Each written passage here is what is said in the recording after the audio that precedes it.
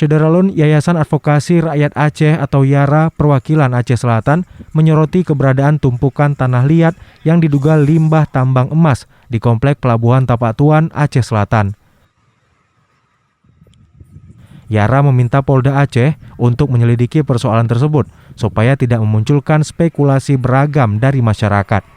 Ketua YARA Perwakilan Aceh Selatan, Miswar, mengatakan jika limbah yang ditumpuk itu tidak memiliki izin, sama halnya pemilik modal tidak menghargai aparat penegak hukum di Aceh Selatan.